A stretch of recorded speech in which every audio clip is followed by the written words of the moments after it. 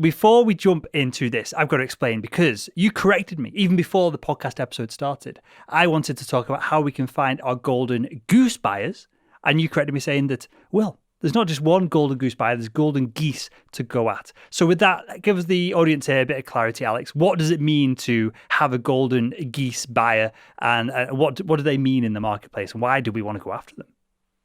Sure. So a little about my background.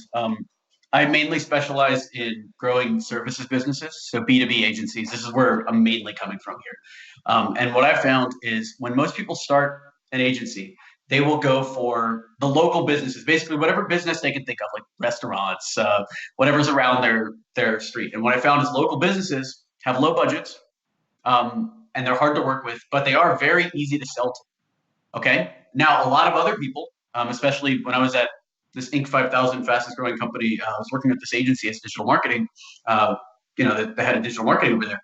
We would target the enterprise, like big companies that you've heard of, Hearst, Tyson, those kind of companies. And what I found is those companies had massive budgets. But man, you ever try to sell to an enterprise company? It takes months and months and months to even get anything done. So what I've identified now, and what I teach everyone in Email 10K in our course, and really what we target at our lead gen agency X27, is we go after the golden geese, which is companies between $5 million and $150 million in revenue.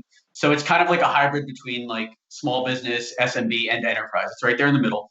And the reason why we go after the 5 million to 150 million in revenue is because they are the perfect hybrid. So they're just as easy to sell as a mom and pop because you've got fewer decision makers controlling the budget, but they have the same level of budget as an enterprise level company. So now you've got these companies in the middle, I call them the golden geese, that are easy to sell to and have high budgets. And that's why we target all of those throughout our campaigns now. It's not even worth going to either of the other two. Yeah, I know my experience both selling, not necessarily selling medical devices, because selling that to the government essentially here in the UK, but selling ad space on the podcast, selling our sales training, selling to a small business doing kind of under 10 million. I've not found any success whatsoever. So it's kind of going up the range that you give us there, Alex. But when I get to that 50, 100, brands that have done, even if the startups, they've done multiple rounds of funding, immediately it becomes, I guess there's multiple layers to this. One, they've got budget. Two, and I'm painting a broad brush here, you're dealing with people who are in a fast-growing company or large organization.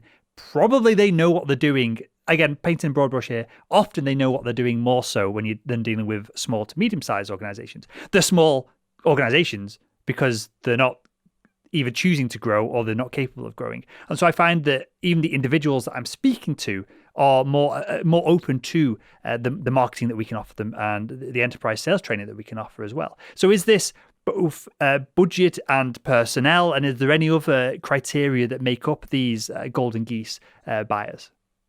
No, that's it. It's just budget and personnel. Because what I found, if you can find that overlap, like I'm not looking for dying industries. I'm looking for anything like that. Because I found if you can find that overlap, you're basically good to go. It's the easiest sale, and they make you the most money. Because what happens once you start pushing past 200, 300 million in revenue is you start getting bureaucracy, and you start losing a lot of that competence, right? At 150 million, you start getting people hidden in the organization, which a lot of enterprise buyers or a lot of enterprise service businesses actually like that, because you can like hide out in a company for years and just not do anything. But from a growth point of view, if you're trying to get these companies in quick, that's the one to go with, this 5 to 150 million in revenue.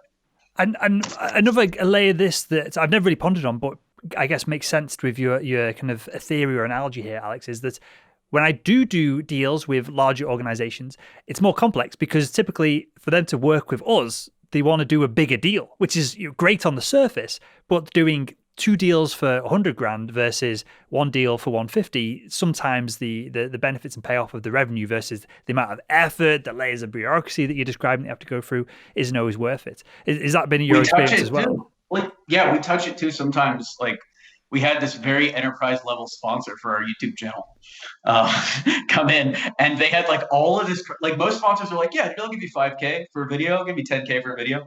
This sponsor was like, yeah, it was like going to be a 100K, 150K deal, but they're like, do you have insurance? Do you have insurance for this stuff? Like, are your contractors in line? Like, they had this list of like, had to be 100 questions that they wanted us to go through. to even consider it. And like at that point, do we even want the 150K is what I'm thinking. And how do you go about qualifying some of this in real time? Is there any questions that you ask? Perhaps you've got an inbound lead and you've not quite sussed out revenue or things like that. Is there any questions you ask to qualify that a buyer could be a golden goose or geese on a phone call? So where we are right now, I think even like 3 years ago, I would have said, yeah, I run them through all these questions. Where we are right now, there's so many great lead databases. So we'll run them through either Sales Nav or we'll run them through Uplead. And no, man, you can take a company, put any of them into these lead databases, and you'll get info on their revenue, you'll get info on their customers.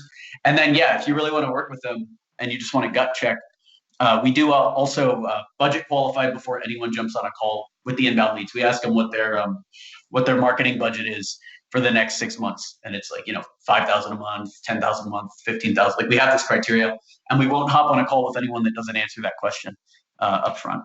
So when it's outbound, when you're running cold emails like we do, that's our bread and butter still.